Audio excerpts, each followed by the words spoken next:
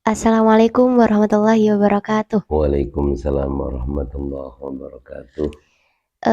Jadi bagaimana sih tanggapan Bapak tentang daurah? Tanggapan saya tentang daurah itu sangat luar biasa karena saya sudah mengalami 5 kali tadi dalam daurah yang awal-awalnya itu saya sempat berpikir dan bingung.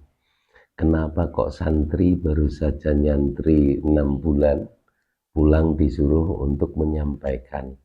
Apakah sudah punya bekal untuk menyampaikan seperti itu? Satu, bekal ilmiah. Dua, bekal mental. Nah, ini yang saya khawatirkan ketika daurah di tempat lembaga misalnya, atau di pondok pesantren, ataupun bahkan di masyarakat umum, apakah mereka itu tidak bingung dan tidak canggung? Ternyata baru awal-awal itu mentalnya sudah ada. Kemungkinan sudah ada pembekalan dari pondok pesantren sehingga mental itu bisa terbangun. Kemudian di periode yang lain, periode sampai sekarang yang tadi itu kelima kalinya anak saya daurah, tadi bertempat di Madrasah As-Solihin Kemiri Wonosobo, yang mana tadi itu menyampaikan daurahnya dengan lantang, dengan lancar. Kemudian dia punya referensi dari kitab lain tentang kisah-kisah sahabat sebagai acuan untuk mendukung tentang materi daurah yang telah diprogramkan dari Pondok Pesantren Darul Falah Amsilati. Ini sangat luar biasa, sehingga di dalam daurah ini semakin lama semakin mental itu terbangun.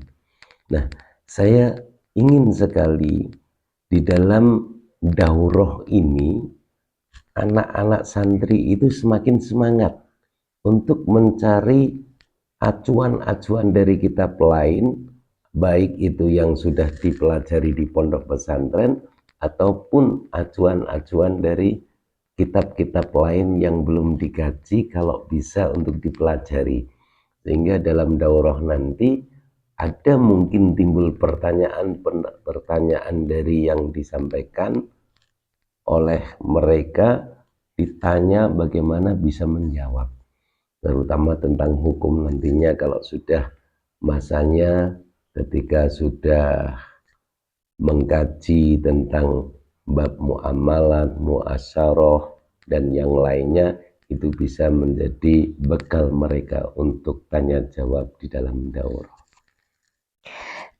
Lalu menurut Bapak apa sih manfaat dari daurah tersebut? Manfaat dari daurah menurut saya manfaatnya juga banyak. Di antaranya ajang silaturahmi antar santri. Misalnya ketika bertempat di suatu pondok pesantren.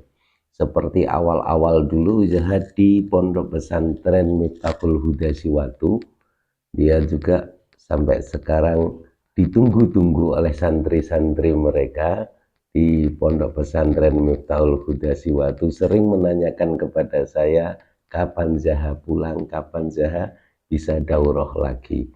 Ternyata ini momennya beda lagi. Dia memilih di madrasah MTS As-Solihin Kemiri. Dia anaknya agak besar-besar, sehingga dia memilih pondok yang tahfidzul Quran dan kutub di pondok pesantren As-Solihin.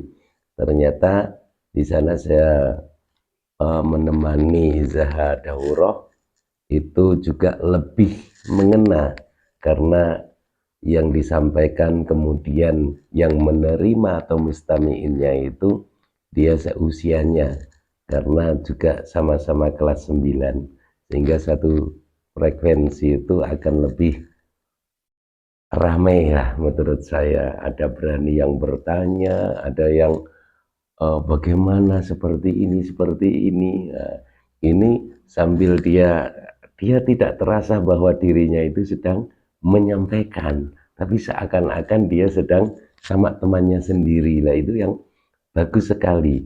Nah, ini nanti terjalin hubungan antara pesantren dan juga antara lembaga dan bisa menyampaikan kepada yang lain. Ini menjadikan manfaat yang luar biasa dan menjadikan contoh kepada mereka bagaimana program-program daurah ini bisa dilaksanakan di pondok-pondok pesantren yang lainnya. Dan kira-kira apa sih pesan dan kesan adanya daurah tersebut? Pesan dan kesan daurah. Saya terkesan itu dari awal sampai sekarang, saya kesannya gini. Adanya daurah ini membangun mentalitas santri dan juga membangun kualitas dalam ilmiah. Banyak sekali pondok-pondok pesantren yang ingin membangun mentalitas pondok pesantren kepada santri-santrinya. Karena dulu ketika seusia saya di pondok pesantren itu, kesannya kalau santri itu tidak ada mentalnya, kalah dengan yang lainnya, kalah dengan pendidikan-pendidikan yang formal. Bahkan ketika jabat tangan, ada seorang santri jabat tangan dengan pejabat, itu kok sampai menyucuk tangan, ya ini terkesan kurang bagus mentalnya. Itu pernah yang diceritakan oleh beliau Bapak Kiai Haji Mukhlisun almarhum, pengasuh atau pendiri pondok pesantren Sirojul Mukhlasin Payaman Magelang. Dia sangat terkesan sehingga dia ingin sekali membangun mental santri-santrinya itu dengan berbagai cara. Dulu pernah menerapkan dengan olahraga supaya mentalnya itu terbangun, disuruh setiap Jumat itu olahraga dengan sepak bola, ada yang bulu tangkis dan sebagainya. Akan tetapi lama-kelamaan kok mentalnya itu tidak begitu berubah, sehingga dia menerapkan lagi dengan cara dakwah ataupun tablek. Dia keluarkan santrinya itu 3 hari, 7 hari di tempat-tempat yang lain, di masyarakat-masyarakat yang lain, latihan untuk dakwah. Sehingga alhamdulillah mental itu bisa terbangun melalui tablek atau menyampaikan di masyarakat umum. Begitu juga di pondok pesantren Darul Falah Amsilati, ini juga sangat bagus untuk membangun mentalitas anak dan juga ada kesemangatan untuk mencari referensi di kitab-kitab lain sebagai pendukung dalam materi daurah. Ini kesan saya, pesan saya. Marilah santri-santri Darul Falah Amsilati pada khususnya dan umumnya kepada semua santri-santri yang telah dikunjungi oleh santri-santri yang daurah ke tempat masing-masing, mohon untuk bisa meniru kepada program-program pondok pesantren Darul Falah Amsilati, karena ini sangat mendukung sekali, baik itu membikin kualitas mentalitas sehingga di dalam membangun tujuan-tujuan karakter santri tersebut bisa tercapai. Inilah yang nantinya ini akan sudah terbiasa ketika dia sudah menyampaikan dengan daurahnya, maka akan terbiasa nanti ketika terjun di masyarakat sudah tidak canggung lagi. Tetap semangat, semangat, semangat. Assalamualaikum warahmatullahi wabarakatuh. Waalaikumsalam warahmatullahi wabarakatuh.